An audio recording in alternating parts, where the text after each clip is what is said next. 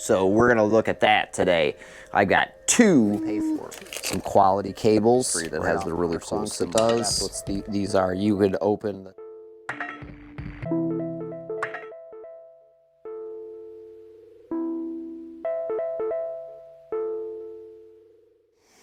welcome all, as all are welcome.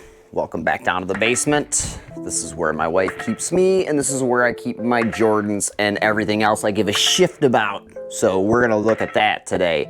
I got two shifters from SimLabs. Let's go and look at them. All right, here you have it. I've got a mystery box, and I've got some known quantities here. Both of these are actually pretty old. They've been on the market for a while. They're special in their own respects, as to one's pretty adjustable. This one I've looked at, I've opened a couple of times, and I thought about how I was gonna approach it. And I really ultimately wanted to do it together with, let's just do the big reveal here, because I'm excited and I don't think I could wait another minute to see it. This is the one that I've been waiting for. It's been sold out for a long time for some reason. You know, these types of things are, I don't know if they're hard to get made or not. I guess they are. They're just simple switches. You know what I mean? This is a USB switch. This is a USB switch. It's the engineering that goes into your rig that, you know, you really pay for. So here it is. The SimLabs SQ1 sequential shifter and the SimLab Rally push-pull shifter on the same table together. How about it? So I've done this one a little bit. Let's do this one first then. So ready to open. Some quality cables right off the bat. This will be a quick video, don't worry. Instructions. Go right into the instructions here.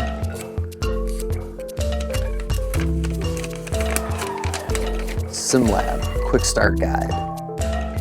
So SQ1 sequential shifter. So I guess it comes with a plate. That's really cool. This is kind of like how I envisioned mounting it anyway. I have the handbrake, so if this is as big as it's showing here, we might have some issues, but you know, I'll figure it out. I've got ways to overcome issues when they arise. And there's also a store down the street that has the really cool SimLabs mount for stuff. So let's go ahead and open this up really quick just so we can see what kind of cables we have working with. My question was, what kind of cable is it gonna have? Is it gonna have a freaking 4-pin, like, you know, like it's the back of the pin here, like it could have a serial port. You never know with these guys. It is a USB-C. So that's weird, but not. That's kind of cool actually though when you think about it, because if you're using like their handbrake, which uses a mini HDMI, and you're using this, it's a USB-C, and they come out in the same loom for wires, you'll know exactly which is which. So I'm okay with that. Let's get to the hardware. This is a pretty short shift. They were supposed to have a short shift kit, so maybe this is a re-release with like a running change that makes it a just short shift. This is a frickin' boss piece, kind of, actually. Make sure your threads are clean because it doesn't look like they are automatically. This is a rougher piece of aluminum, so it's probably just gonna have to go on there. You can feel the texture of it and stuff like that. It's not like smooth or you know, highly finished like the threads that are going on there. So there's your little plate. That looks like a la SIMUBE. Haha. You put your wang in it. No, you don't. So let's just see here. Yeah, I don't want that to cross thread. It's already looked like it's taken a thread off, so there's something going on here. I'm gonna have to take a tool and go through the threads, because I don't want to F that up, because I don't want to have to deal with these guys, to be honest with you. So I'm feeling I already have to, because that's a problem. So you get hardware for your rig. So if you're using SimLabs, it's got the standard 8mm slot, which is fine. It's got some hardware washers. It should have some countersunks, it does. And it's got some button heads for the top. That's cool. This looks like, what are these? S, C, A. Oh, you know what these are? These are cams.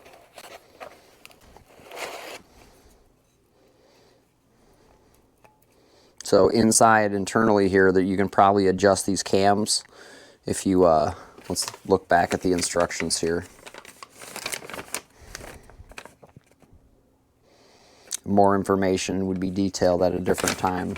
So I'm pretty sure that's what these are. You could open the top or the bottom, I forget which one. And in this little area here, this is the roller cam, and it'll just shorten. So you have, like I said, C, A, and S. That has some type of a code, and we'll be able to look that up in a little bit. Here, let's see. See if any of the stuff threads together. There's that. And that's for the preload for the spring here, the collar here. So it was pretty loose there.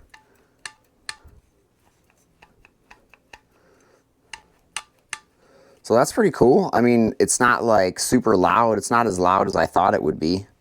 I'm pretty sure it's 100% put together, other than, you know, having to put this this shaft on here. And like, if that's a problem, I'm sure that's something that they can send to me. But like, I can see right now, I'm just gonna have to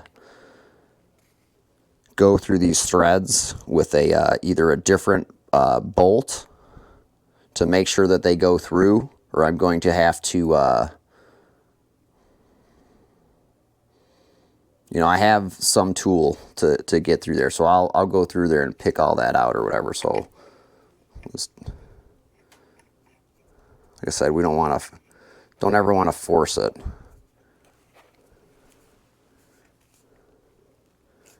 And it definitely feels weird at the top there, so it's definitely just at the top. See, it's definitely doing a little something weird there. So it's just that first two, and I can probably fix that. It's not a big deal. And if I can't, do you know what I'm saying? It's, you know, I recorded it. So, all right, then, let's go ahead and get this out of the way, and then we'll check out the other one, and then we'll go ahead and figure out what we're going to do next.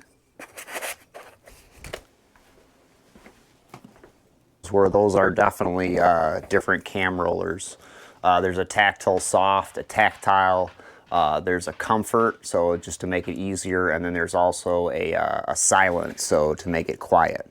So here's our push-pull rally. So I know a little bit about this one. I looked it up a bunch of times, and like I actually like got this on a killer closeout special at the local computer store. So what it has here, it has mounting for the OSW, the VRS, and other wheelbases, and then Fanatec. So that comes here. It comes with the hardware, and that's here.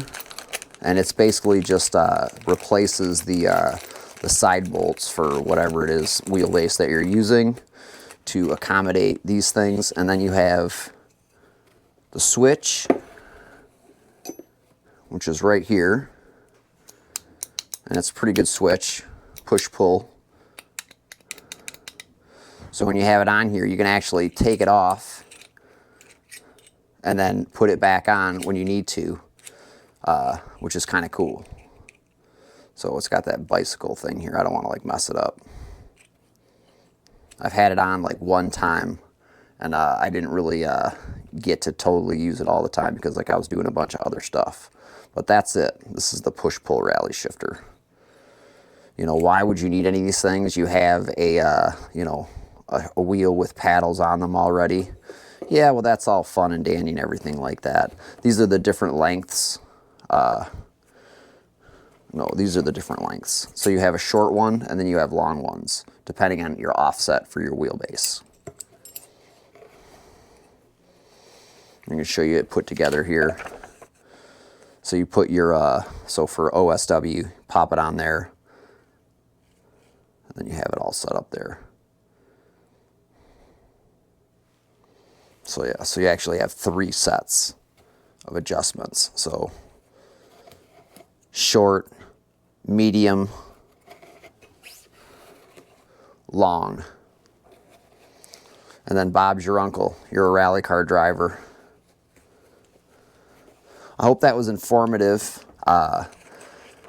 The other shifters that are out on the market, they're also really old. Like I said, they're super simple. A lot of people just build these. There's a million of them out there. These are like just the super high-end ones. And they're kind of cool. Like I said, I'm gonna have to work on this a little bit with some tooling, and or I'll probably just gonna, I got it today, I'm gonna tell them right away. I say, hey, this thing is cross-threading. I do believe, I think it's because this is a rough cast, right? So I'm gonna, like I said, I'm gonna do my best to see if I can't get a pick in there and clear out these threads, but I think that that's just like a defect. So, well, we'll see. See what the dude says. I've dealt with them once or twice, and you know, I'll just power it on there too. That's another thing I can do because you know, I really am interested in using it. So I don't even need it on there. I'll use I bet you the Fanatec one fits on there.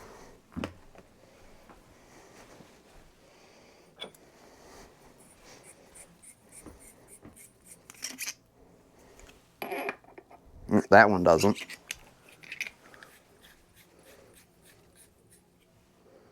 If that one doesn't, this one probably won't either.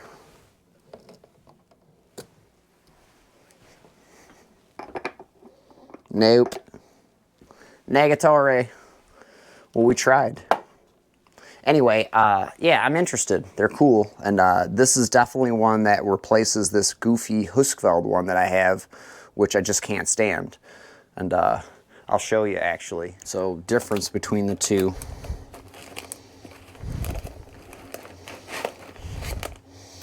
You do have some adjustment in this one.